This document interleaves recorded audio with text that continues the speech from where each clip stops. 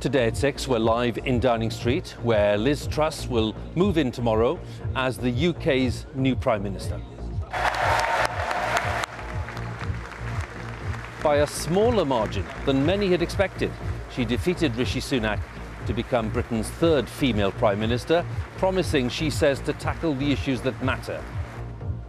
I will deliver a bold plan to cut taxes and grow our economy. Because, my friends, I know that we will deliver, we will deliver, and we will deliver.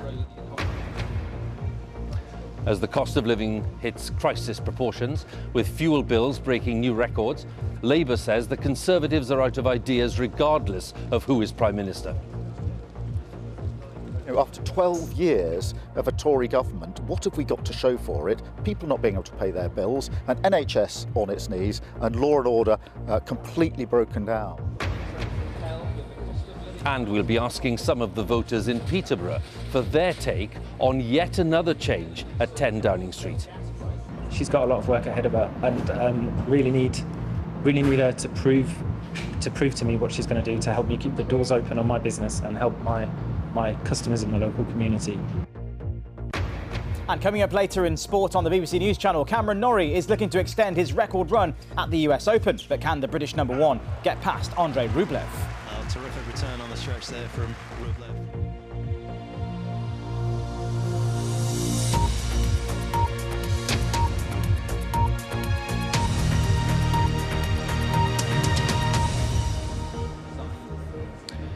Well, a very good evening from number 10 Downing Street, which from tomorrow will be home to a new Prime Minister, Liz Truss, who earlier today was elected leader of the Conservative Party to succeed Boris Johnson.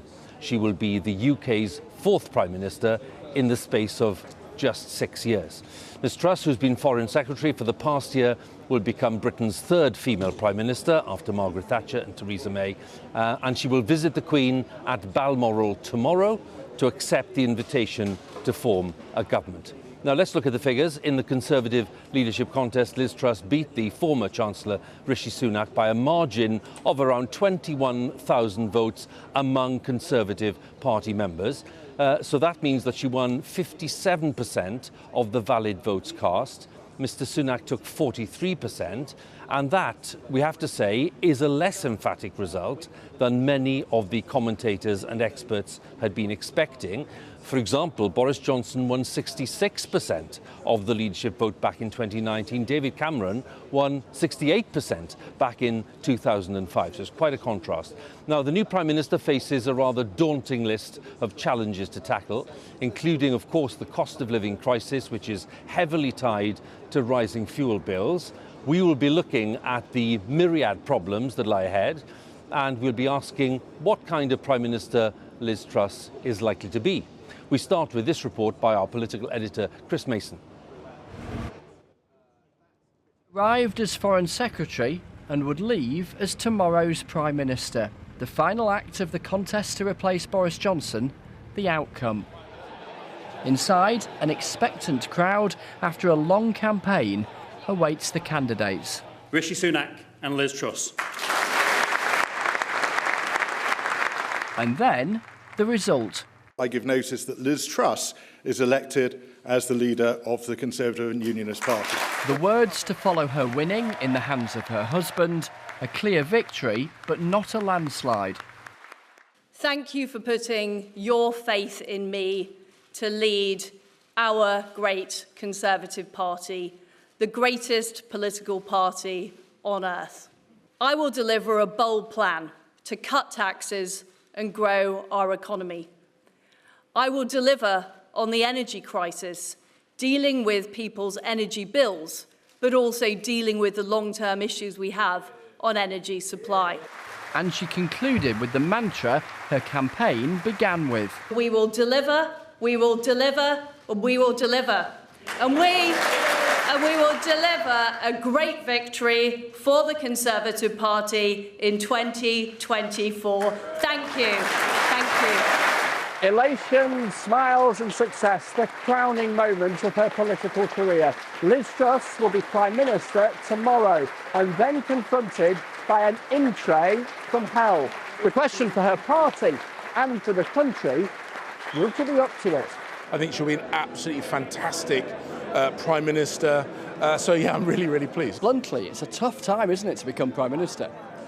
We have some huge challenges. We have still the COVID backlog situation to deal with, the economic shocks that we're going through now, in part because of our stance we've taken on Ukraine, and many other challenges. What do you say to our viewers who says, look, the razzmatazz is all fine, but when are we going to get this detail on energy? Because people are looking at their bills and they're frightened. Well, look, I think as we've just seen, Liz Truss in her acceptance speech made it clear she wants to get that done. She wants to deliver on that quickly, as she said, I think, on the BBC even yesterday. So I think people will see fairly quickly, actually, a package of measures that she wants to put forward. What next, though, for the man defeated? The priority now has got to be to get behind Liz Truss, our new leader, and she will have my full support as the new Conservative government gets on with delivering for the British people. If you're offered a job in Liz Truss's cabinet, would you accept? You know, that's not what I'm focused on. And what I can say is that Liz Truss will have my full support as the new government gets on with delivering for people. Full support, but you're not willing to serve her? Well, it's just these things that, A, they're not for me, but also it's just not something I'm thinking about. The main opposition parties at Westminster are chipper. The Liberal Democrats revitalised, a dominant SNP in Scotland, and Labour ahead in the polls. Well, we've heard far more from the latest Prime Minister about cuts to corporation tax over the summer than we have about the cost of living crisis, the single most important thing that's bearing down on so many millions of households. The UK is in probably the worst and most acute crisis of our lifetimes, so the responsibility on her, because she holds the powers and the resources needed to respond to this crisis, is huge. No plan to deal with the rising energy bills, the rocketing food bills, the crisis of the NHS, and that's deeply alarming. The challenges ahead, huge. The challenges now, rather more practical. Things don't get any bigger at Westminster than when the removal vans turn up in Downing Street. Tomorrow, it'll be Liz Truss's turn, swapping her party headquarters for number 10. Well, that was Chris's report. He's with me now here in Downing Street outside number 10. And Chris, we'll talk about the shape of the government in a moment. Can we talk first of all about what's happened today in this election? Yeah, we should say first of all, Huw, that this is a moment of triumph for Liz Truss. You may just have noticed there's more than a smidgen of ambition around these parts, and she has outwitted and outsmarted and outmanoeuvred plenty of others who would have loved the chance to move into Downing Street. But her power and authority within her party is never greater than it is now, and it's not limitless now. She wasn't the favourite amongst her own MPs, as you were mentioning a couple of minutes ago. Her margin of victory, the proportion of the party that backed her, smaller than it was for Boris Johnson, smaller than it was for David Cameron. And then she confronts that in-tray, perhaps an in-tray more formidable than any Prime Minister in a generation. Pandemic recovery, an NHS in trouble and approaching the winter, the economic picture, inflation spiralling, the whole question of energy bills and a war in Europe. And revitalised opposition parties, as I was reflecting there in the report. So a huge challenge for her that will start the moment she walks through that door. And the moment she walks through the door, there'll be work immediately on putting people in the right place as she sees them in the new cabinet and in different parts of government. What do we know about the likely shape? So we've known for some time, because it was clear for some time that Liz Truss was going to win, what the top level cabinet jobs look like, not least Home Secretary. We expect it to be Suella Braverman, one of the contenders in the earlier part of this contest. And in light of that, in just the last 15 minutes or so, a letter to the Prime Minister, the current Prime Minister Boris Johnson, from Priti Patel, the current Home Secretary, saying that she will resign, she will return to the backbenches when Boris Johnson resigns as Prime Minister in front of the Queen tomorrow. She is crucially still the Home Secretary tonight. She'll return to the backbenches tomorrow, knowing that she wasn't going to be able to keep hold of that job under a Liz Truss administration. Perhaps more to come in the hours ahead as far as resignations are concerned. And when we see the shape of this new team, some people were expecting her to be appointing people who were clear supporters and friends. Will we see an adjustment to that now that we've seen the result? That's a big question, and we won't know until we see the full spectrum of ministers at a cabinet rank and at a more junior rank. There is certainly a concern among some within the party who do hope the party can come back together, and my goodness, that word unite features a lot on the lips of Conservative MPs at the moment, who worry that she might be tempted to appoint too many, as they would see it, of her own supporters. Of course, if you're a Prime Minister, you do want your own supporters around you because you want to make sure that your government is coherent, is singing from the same hymn sheet. We'll get a sense of that round about this time tomorrow, the main cabinet appointments, the rest of the government tomorrow evening and into Wednesday. Chris, many thanks once again. Chris Mason, our political editor there, with his expert analysis of what is going on. It's difficult to know where to start, really, when it comes to the problems that Liz Truss will have to tackle, as Chris mentioned there, when she arrives here tomorrow. The huge backlog in the NHS, and then funding for social care, of course, with that, the conflict in Ukraine. But by general consent, the most pressing thing is the rising cost of living, and that is the prospect of unaffordable energy bills for possibly millions of people going into the winter. Now, Liz Truss has promised action in this area within her first week, but so far, no details. We'll have to wait for those, possibly within the next couple of days. Our economics editor, Faisal Islam, assesses the scale now of the challenge. This is what an energy shock looks like in practice. Households facing mortgage-sized monthly direct debits and small businesses facing a wave of incredible invoices for the renewal of energy contracts, circulating these bills on social media with a message that there's no way to pay.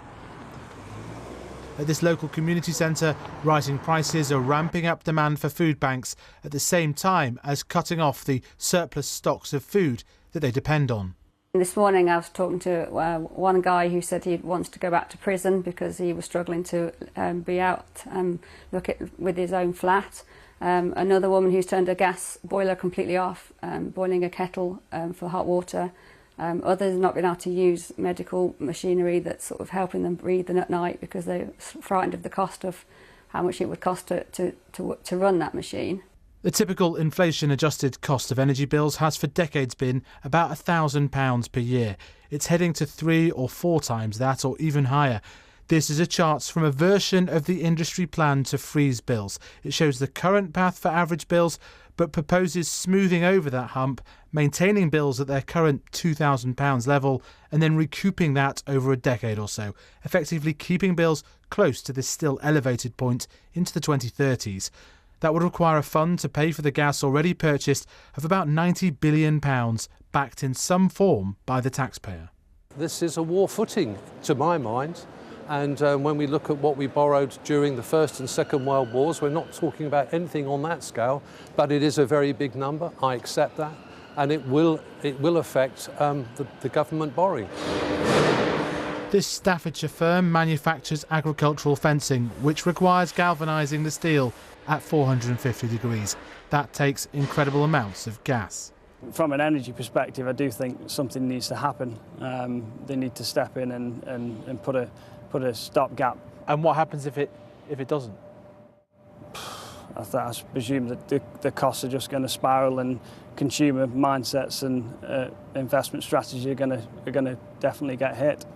There's only so much as a business we can carry, and to remain successful and profitable, we'd have to hand that cost on to our customers ultimately. It's difficult to imagine a more troubling economic in-tray for an incoming Prime Minister, with the problems affecting everywhere from industry to ordinary households. And Liz Truss's solutions to the Conservative membership centred upon free market answers, from cutting taxes to drilling more oil and gas. The problem is that in the key market concerned, energy, the market isn't functioning, the gas isn't flowing, and that suggests that a more drastic government solution is inevitable. It was here in this county that Liz Truss began the task of defeating Rishi Sunak, but in the intervening 6 weeks, the situation on the ground and in the financial markets has become materially worse. Faisal Islam, BBC News in Staffordshire. With me now in Downing Street is our business editor, Simon Jack. Having seen that report, Simon talked there of the search for solutions. Now, you've got news of what's happening between ministers and energy bosses. Yeah, the energy bosses, the big suppliers of energy, are meeting as we speak with Team Truss to flesh out plans on how to address this problem. And ministers are warming to a plan suggested by the energy companies that they be allowed to borrow billions of pounds backed by government guarantees and use that money to subsidise lower are, or indeed freeze bills for the foreseeable future. It's happening, I'm told, in the Cabinet Office about 60 yards away from here. That was sold by them as the only game in town. Ministers are saying that's right. And the other bit of news I can tell you is that the numbers we were talking about are enormous. Scottish Power estimated to freeze bills at their current level for the next 2 years would be £90 billion. And that doesn't include businesses who are also going to have to see their bills. They're already seeing higher bills, and that threatens the entire economy. I'm told that small businesses will be allowed to participate in the same scheme that households will be able to enjoy. So extending this plan, but that means it's going to inflate the number, could be well in excess of £100 billion. But failure to do that and to protect businesses could tip the economy into a very deep recession that some people think may have already started. OK, Simon, many thanks. Simon Jack, our business editor, with the very latest on what's going on between the Truss team, the incoming team, and some of the big energy bosses in the search for some solution. So what about the journey that has brought Liz Truss to number 10? She was at one stage a Liberal Democrat, but then switched to the Conservatives and entered Parliament back in 2010 as the MP for South West Norfolk. She's held various cabinet positions, including Justice Secretary, most recently Foreign Secretary, as we mentioned earlier. Our Deputy Political Editor, Vicky Young, has the story so far of the politician who is set to be Britain's third woman Prime Minister. She's a grafter. She means what she says, she knows what she wants, and she gets it. These are some of Liz Truss's most supportive friends. Activists in her Norfolk constituency have nothing but praise for their MP, the next Prime Minister. The job is so important to her, getting done what she wants to get done. She's got the skin of a rhinoceros when it comes to putting up with people having a go at her, I can assure you. Several times over the years, colleagues have predicted that Liz Truss's career was on a downward path, that she'd soon be spending more time here in Norfolk than in Westminster. But friends say she's always been underestimated, and her survival is evidence of a clever politician with a steely determination. Her political journey has taken her from a family she describes as left-wing, where she joined her parents in the campaign for unilateral nuclear disarmament, to Oxford University, where she was a Liberal Democrat and took to the conference stage to argue in favour of abolishing the monarchy. We Liberal Democrats believe in opportunity for all. We believe in fairness and common sense. After graduating, she joined the Conservatives, worked as an accountant and was selected to fight the safe Tory seat of South West Norfolk. But her political career was almost derailed when news emerged of an affair with an MP. She fought off attempts to oust her and was elected to Parliament in 2010. She was quickly promoted first to Education Minister. Someone who's known her since university says her underlying beliefs haven't changed. I think she's likely to put quite a lot of noses out of joint. I think she might well upset quite a few people. But if you're looking for some bold leadership and direction over the coming weeks and years, she might just provide it. Whether it's to your taste, well, that's a different matter. But you'll know what the taste is with Liz Truss unambiguously. Her first cabinet job was Environment Secretary. It was obvious, though, that some work would be needed on her presentational skills. We import 2/3 of our cheese. That is a disgrace. Liz. When the Brexit referendum was called, she campaigned to stay in the EU, something she later said was wrong. Nicola Horlick, a Liberal Democrat, was part of that Remain team. For somebody to say, you know, I had this conviction about one thing and the next day actually I was wrong about that and I've now got a different conviction, when it seems that that's just about getting power, that really concerns me. You don't agree with Liz Truss on lots of things. Do you think she's got any qualities that would make her a decent Prime Minister? You've got this person who's very disciplined, very well organised, but is lacking on the communication and charisma side. But friends say she does know how to get her message across, and her Instagram posts show her playful side. Ruder colleagues think her love of a photo opportunity betrays a superficiality. She was certainly mocked for this regal pose last Christmas. Her promotion to Foreign Secretary has given her a global platform. Some think there are less than subtle echoes of Margaret Thatcher, a comparison she loves. Liz Truss will be Britain's third female Prime Minister. Life for her, her husband and 2 daughters is about to change, and no one's underestimating the challenges that lie ahead. Vicky Young, BBC News, Westminster. Well, we've talked a lot about reaction at Westminster. Of course, extremely important in a devolved United Kingdom to think about reaction to in the other nations apart from England. In Scotland, the First Minister, Nicola Sturgeon, said that she would attempt to build a good working relationship with Liz Truss, despite their political differences. The new Prime Minister will have to deal with the Scottish Government's determination to hold an independence referendum next year. In Northern Ireland, the challenge includes sorting out the trading arrangements in the wake of Brexit. So let's hear from our correspondents in Edinburgh and Cardiff. We'll start in Belfast. There's 2 clear political challenges for the new Prime Minister here. To try to fix the issues with the Northern Ireland Protocol, the post-Brexit trading arrangements which have been so divisive, and to restore a power-sharing government at this rather empty building behind me. The Democratic Unionist Party has said it won't go back into government unless those Brexit arrangements, which have created new checks on goods coming from Britain, are scrapped or significantly changed.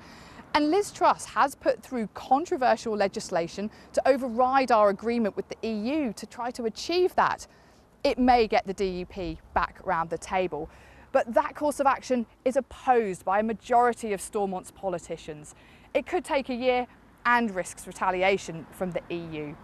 Meanwhile, of course, having no government here affects Northern Ireland in multiple ways. Most urgently, it means there's less help for families who are struggling with the cost of living crisis.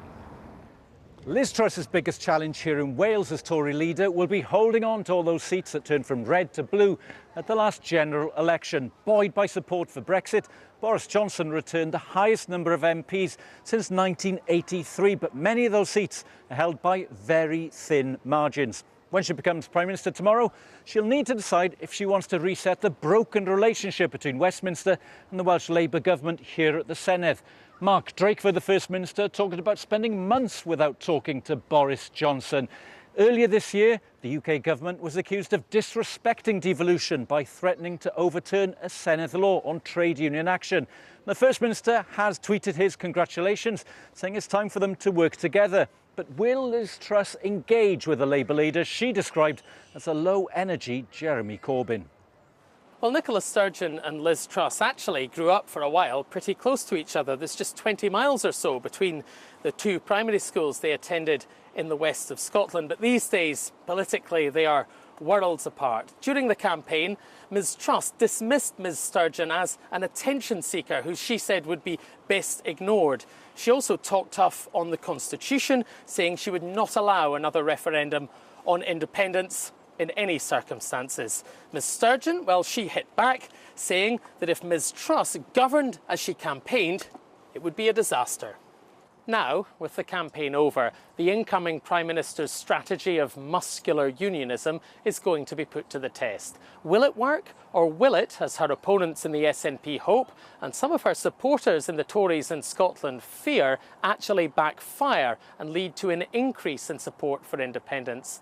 Her first test here, as elsewhere in the country, may come with the cost of living crisis. Helping people with their bills may not be sufficient to win over Scottish hearts and minds, but it could well be necessary. James Cook there in Edinburgh, and the View before that in Cardiff and in Belfast. Let's take a look then, almost 6:25, at some of the day's other news stories, because police in the Canadian province of Saskatchewan have been hunting through the night for 2 men suspected of killing 10 people in a mass stabbing. At least 15 people were injured in the attack, and victims were found in 13 locations in the remote indigenous community of James Smith Cree Nation and nearby Weldon. Suspects were last seen in the provincial capital of Regina, from where our correspondent Jessica Murphy sent this report. A major search is underway across Canada's vast prairies for 2 men considered armed and dangerous.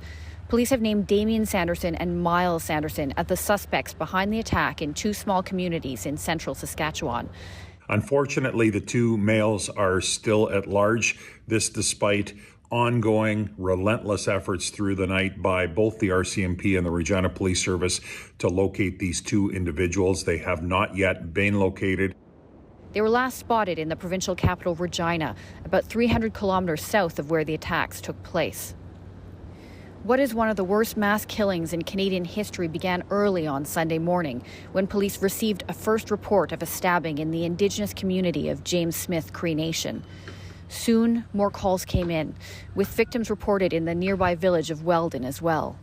This guy come walking up here, and he had, it looked like his coat over his face, and he said, "I need somebody to take me to the hospital.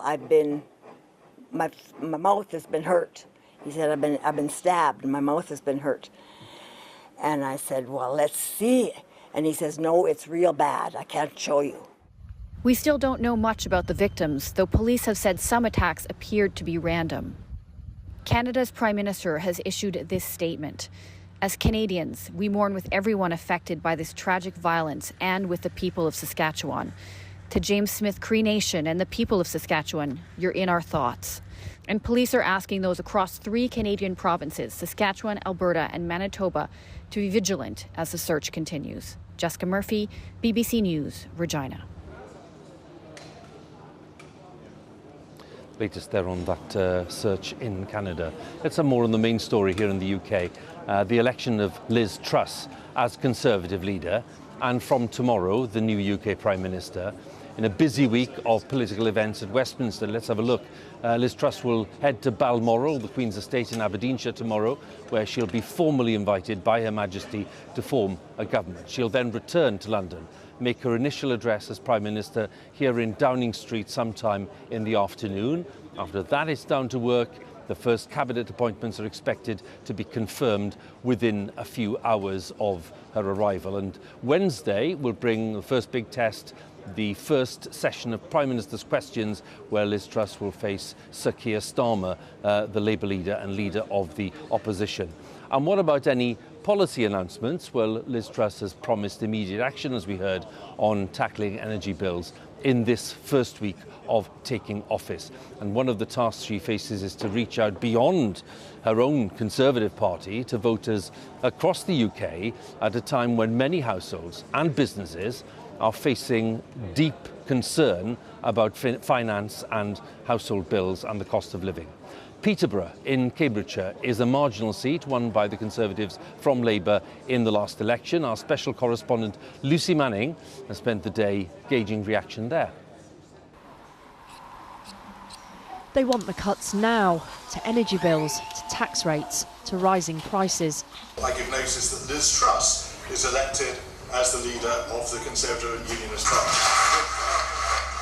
Hopefully they would maybe make some differences to people's lives, because I think people are very worried at the moment, not just people in everyday life, but obviously as small business owners, we are very worried about what is coming next.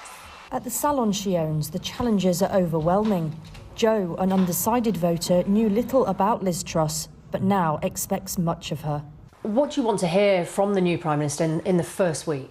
I want her to back up what she said that she's going to do. So the VAT cuts would be great, and the national insurance. Those things are going to make a massive difference. There's some talk that she's going to freeze energy bills. Is that something you would welcome? Yeah, I think anybody would welcome it. I think not just domestically, we all want to know what we're paying out every single month, but as a business we need that also. We are a business that uses a lot of electricity, unfortunately. Liz Truss started her Tory leadership campaign here in Peterborough, winning by appealing to Tory party members. But now she has to reach out to every voter in this marginal and in others hit by price rises to persuade them she should stay as Prime Minister. The scale of her task at the fishy business, they're not even sure they will have a business soon. At the moment our gas bill is just over £500 a month. It's going to be over £6,000 a month, which is just, that means we're going to have to close the door. We simply cannot afford to pay that. She's got a lot of work ahead of her, and really need her to prove to me what she's going to do to help me keep the doors open on my business and help my customers in the local community. She needs to prove herself to get my vote in the next election. Even her supporters worry they still don't know her plans to tackle rising prices. I voted for her, so I'm definitely glad that she won. I just hope that many of the tax cuts come as soon as possible. Liz Truss, when she was Foreign Secretary, she did a brilliant job, and I have a lot of respect for her for that. However, I do have a lot of issues with some of her economic policies. The worry is real, from staying in business to keeping warm. The fourth Prime Minister in 6 years, facing voter demands for immediate and bold action. Lucy Manning, BBC News, Peterborough. Just a small selection of voices there in Peterborough this afternoon responding to the news about Liz Truss's election as Conservative leader. A few grey clouds around today, but the rain has held off, thankfully, so far. Louise is with me with the rest of the weather. Hi, Louise. Hi there, Huw. Well, we could see some sharp thundery downpours, just like last night, where we had over 36,000 lightning strikes. Can you believe it?